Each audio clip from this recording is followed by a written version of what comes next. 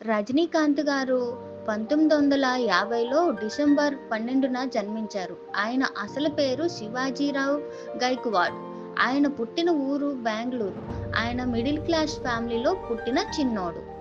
వాళ్ళ ఇంట్లో మరాఠీ మాట్లాడేవాళ్ళు. అందుకే రజనీకాంత్ గారికి మరాఠీ వచ్చు. రజనీకాంత్ గారు చిన్నప్పుడు చాలా అల్లరి చేసేవారంట. చిన్నప్పటి నుండి శివాజీకి యాక్టింగ్ మీద చాలా ఇష్టం. కానీ జీవితం కష్టాలతో మొదలైంది. 10 సంవత్సరాల వయసులోనే తల్లి చనిపోయింది. ఆయన పిల్లోడుగా చాలా కష్టాలు అనుభవించారు. కానీ ఆయనకి చిన్నప్పటి నుండే ఒక స్టైల్ ఉండేది. ఆయన పాఠశాలలో కూడా యాక్టింగ్ చేసేవారు, కథలు చెప్పేవారు. చిన్నప్పటి నుండే చాలా టాలెంటెడ్. కానీ తల్లి లేక శివాజీ చాలా వైలెంట్ గా అయిపోయారు. చాలా మొండిగా ఉండేవారు. ఎవరైనా ఎదురు చెప్పినా కళ్ళలో కళ్ళు పెట్టి చూసినా కొట్టేసేవారంట. శివాజీ అంటే అందరికీ చాలా భయం ఉండేదంట. ఒక పెద్ద రౌడీలాగా చూసేవారు శివాజీని. చదువు తర్వాత మెకానిక్ గా పనిచేయడం, కార్పెంటర్ గా పనిచేయడం, కూలీగా పనిచేయడం, అన్ని పనులు చేశారు. తర్వాత హైదరాబాద్లో, బెంగళూరులో ట్రాన్స్పోర్ట్ సర్వీస్లో బస్ కండక్టర్గా జాబ్ దొరికింది. బస్సులో టికెట్స్ ఇవ్వడం కాదు, ఎక్స్ప్రెషన్ స్టైల్స్తో టికెట్స్ ఇచ్చే విధానానికి ప్రతి పాసింజర్, ప్రతి డ్రైవర్ ఫ్యాన్ అయిపోయారు. ఆయన పంచ్ డైలాగులకి, స్టైల్కి, హ్యాండ్ స్టైల్కి అందరూ ఫ్యాన్సే. అక్కడే మా స్టైల్కి ఆరంభం. అక్కడ ఫ్రెండ్స్ అందరూ రజనీకాంత్ గారితో ఇలా అనేవారంట, ఒరేయ్ నువ్వు చాలా మంచి ఆర్టిస్టురా, చెన్నై వెళ్ళిపోవచ్చు కదా, యాక్టర్ అయిపోవచ్చు కదా అనేవాళ్ళు. అప్పుడు బస్ డ్రైవర్ రజనీకాంత్ గారి టాలెంట్ని చూసి తన మెడలో ఉన్న బంగారు చైన్ తీసి ఇచ్చి, నువ్వు వెళ్ళురా, ఎప్పటికైనా పెద్ద యాక్టర్ అవుతావు, నాకు నమ్మకం ఉంది అన్నాడు. రజనీకాంత్ గారు ఆ చైన్ అమ్మిన డబ్బులతో చెన్నై వెళ్ళి చాలా స్టూడియోస్ చుట్టూ తిరిగి, కానీ ఎవ్వరూ ఛాన్స్ ఇవ్వలేదు. కానీ ఆయన కళ్ళు పెరుగుతున్నాయి. యాక్టింగ్ అంటే ప్రేమ. సో మద్రాస్ ఫిల్మ్ ఇన్స్టిట్యూట్లో జాయిన్ అయ్యారు. అక్కడ ఆయన యాక్టింగ్ని చూసిన కె బాలచంద్ర గారు చెప్పారు, నీ పేరు శివాజీ కాదు రజనీకాంత్ అని చెప్పారు. ఫ్యూచర్లో పెద్ద సూపర్ స్టార్ అవుతావు నువ్వు అని కూడా చెప్పారు. 1975లో ఫస్ట్ మూవీ అపూర్వ రాగంగల్లో స్మాల్ రోల్తో ఎంట్రీ. ఈ మూవీలో కూడా రజనీకాంత్ గారు ఫాస్ట్గా డైలాగులు చెప్తున్నారని డైరెక్టర్ తిట్టేవారు. ఆ తర్వాత నెగిటివ్ రోల్స్, విలన్ క్యారెక్టర్ చేశారు. మన తెలుగులో అంతులేని కథ, మరో చరిత్ర లాంటి ఫిలిమ్స్లో చూసాం. కానీ స్లోగా ఆయన స్టైల్, సాంగ్ అండ్ టైమింగ్స్ ఆడియన్స్కి కనెక్ట్ అయ్యాయి. హీరోగా ఫస్ట్ బ్రేక్ భైరవి 1978. అప్పుడే సూపర్ స్టార్ జర్నీ స్టార్ట్ అయ్యింది.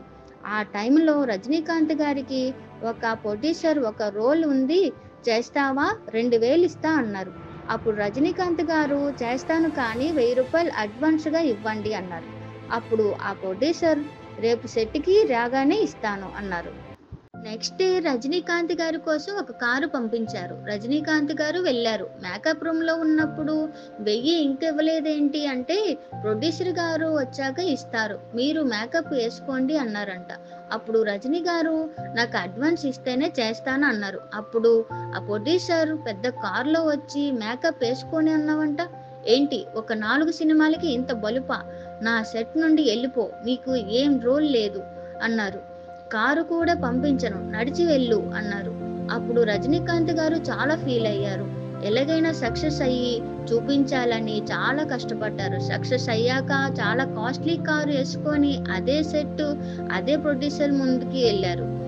కంబ్యాక్ అంటే ఇలా ఉండాలి కదా. 80లో 90లో రజనీకాంత్ అంటే స్టైల్కి బ్రాండ్ అంబాసిడర్. భాష, ముత్తు, పడయప్ప, అన్నమలై లాంటి క్లాసిక్స్తో ఫ్యాన్స్ని క్రేజ్కి పీక్కి తీసుకెళ్లారు. భాష అయితే ఒక ఊపు ఊపింది ఇండియా మొత్తం. సిగరెట్స్ గాల్లో వేసి పట్టుకోవడం, గ్లాసెస్ పెట్టుకునే విధానం and mass punch dialogues, Makkal Thalaivar అని తమిళనాడులో దేవుళ్ళ ట్రీట్ చేస్తారు. రజనీకాంత్ గారికి ఫేమ్ వచ్చేసిన తర్వాత కూడా సింప్లిసిటీని వదలలేకపోయారు. దేవుడిని ఎక్కువగా నమ్ముతారు. రామేశ్వరం, హిమాలయస్కి వెళ్ళి ఒంటరిగా టైం స్పెండ్ చేస్తారు. రజనీకాంత్ గారికి పెళ్లి అయ్యింది. వైఫ్ లతా రజనీకాంత్, 2 పిల్లలు, సౌందర్య అండ్ ఐశ్వర్య. ఐశ్వర్య గారు ధనుష్కి ఎక్స్ వైఫ్. ప్రతి జీవితంలో అప్స్ అండ్ డౌన్స్ ఉంటాయి. రజనీకాంత్ గారు చేసిన బాబా మూవీ ఫ్లాప్ అయ్యింది. ఫ్యాన్స్ అందరు షాక్ అయ్యారు. తర్వాత అందరూ రజనీకాంత్ గారి టైం అయిపోయింది అనుకున్నారు. కానీ కంబ్యాక్ అదిరిపోయింది. చంద్రముఖి, శివాజీ, రోబో లాంటి బ్లాక్ బస్టర్స్ తో రికార్డులు క్రియేట్ చేశారు. సూపర్ స్టార్ గా ఎదిగిపోయారు. ఈ రోజు రజనీకాంత్ గారు ఒక పద్మభూషణ్, పద్మ విభూషణ్ అవార్డే 2021లో దాదాసాహెబ్ ఫాల్కే అవార్డు కూడా అందుకున్నారు. ఆయన జీవితం చెప్పింది ఇదే. ఈ రోజు నీ సిచ్యువేషన్ ఎలా ఉన్నదని కాదు, నువ్వు ఎలా మార్చుకున్నావనే ముఖ్యం. ఒక కండక్టర్ నుండి ఒక సూపర్ స్టార్ వరకు ఆయన జర్నీ మన అందరికీ ఒక ఇన్స్పిరేషన్. కూలీ నుంచి సూపర్ స్టార్ వరకు ఇది రజనీకాంత్ గారి real life block buster cinema. ఇలాంటి ఇన్స్పైరింగ్ స్టోరీస్ కోసం తప్పకుండా లైక్, షేర్, సబ్స్క్రైబ్ చేయండి. నెక్స్ట్ టైం ఎపిసోడ్లో ఎవరి గురించి చెప్పాలో కామెంట్లో చెప్పండి.